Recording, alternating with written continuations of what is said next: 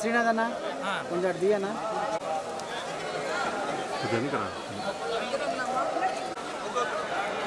Phone ఎత్తురారు కాశీకి వెళ్ళిపోతున్నారు వెనకాల లోకల్ దిమ్మా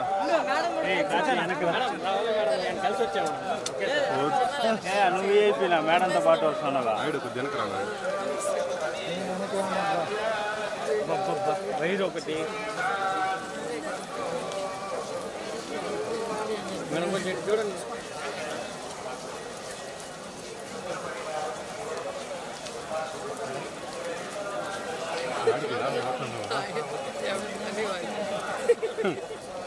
ఓకే మేడం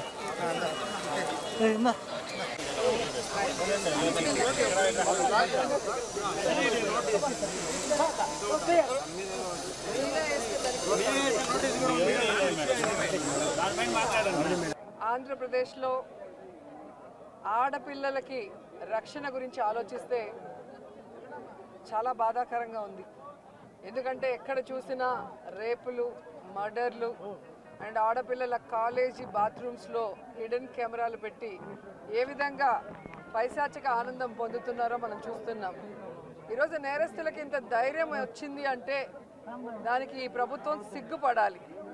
ఎందుకంటే గతంలో జగన్మోహన్ రెడ్డి గారి ప్రభుత్వంలో ఒక తప్పు జరగాలి అంటే ఎంత భయం ఉండేదో మీకు అందరికీ తెలుసు.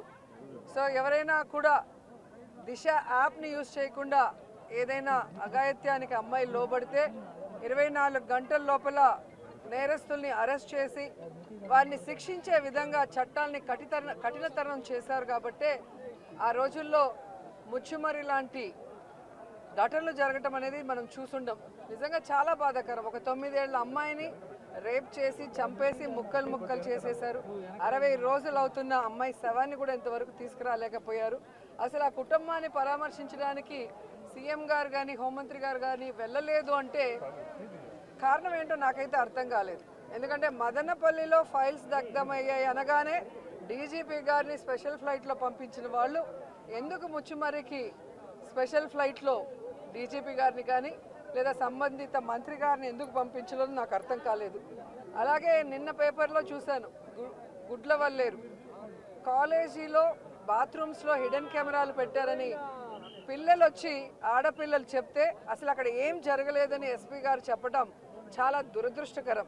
ఈరోజు 300 మంది పిల్లలు ఈరోజు న్యాయం కావాలంటూ ధర్నా చేస్తుంటే ఇప్పుడు విచారణ చేస్తామని దిగిరావటం అనేది మనమంతా కూడా గమనించాల్సిన విషయం. అలాగే ఈ ప్రభుత్వం వచ్చిన తర్వాత మీరు చూస్తే ర్యాగింగ్ భూతం ఎలా ఎక్కువైందో మనం కళ్ళారా చూస్తున్నాం. నారాయణ కాలేజీలో మెడికల్ విద్యార్థినిని ర్యాగింగ్ చేసి చంపేశారు.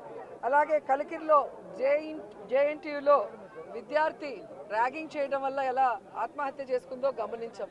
అంటే గత 5 సంవత్సరాలు లేని ర్యాగింగ్ భూతం మళ్ళీ ఈ ప్రభుత్వం వచ్చాక ఎలా పిల్లల ప్రాణాలు తీస్తుందో మనం గమనించాల్సిన విషయం.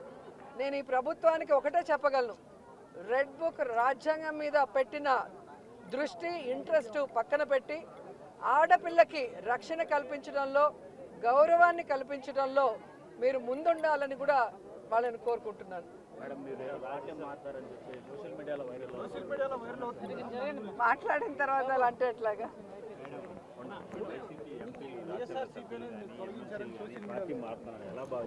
వాళ్ళని అడగాలి సార్, వెళ్తున్న వాళ్ళని అడగాలి. ఇది ఈరోజు కాదు, గతంలో కూడా జగన్మోహన్ రెడ్డి గారి ప్రభుత్వం అపోజిషన్లో ఉన్నప్పుడు 2014 to 19 కూడా ఇలాగ చాలామంది మారారు.